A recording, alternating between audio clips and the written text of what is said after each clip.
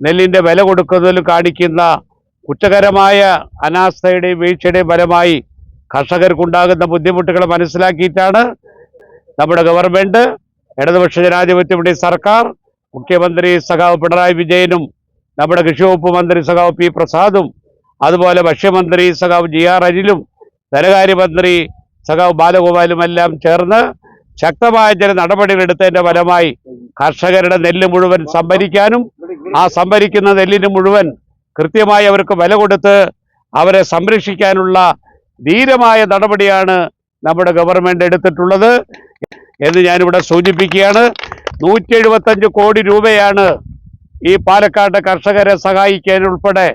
അവരുടെ മുഴുവൻ നെല്ലും സംഭരിച്ചതിന് വില കൊടുക്കാൻ കഴിയുന്ന വിധത്തിൽ ബാങ്കിൻ്റെ പലിശയും എല്ലാം ഗവൺമെൻറ് ഏറ്റെടുത്തുകൊണ്ട് ഇന്ന് മുന്നോട്ട് വന്നിട്ടുള്ളത്. അതിന് ഗവൺമെൻറ്റിനോടുള്ള നന്ദി ഈ സന്ദർഭത്തിൽ ഈ പാടശേഖരത്തിൽ വെച്ച് ഈ കർഷക സഹോദരങ്ങളുടെ നടുവിൽ വെച്ച് പറയാൻ നന്ദി രേഖപ്പെടുത്താൻ ഞാൻ ആഗ്രഹിക്കുന്നു.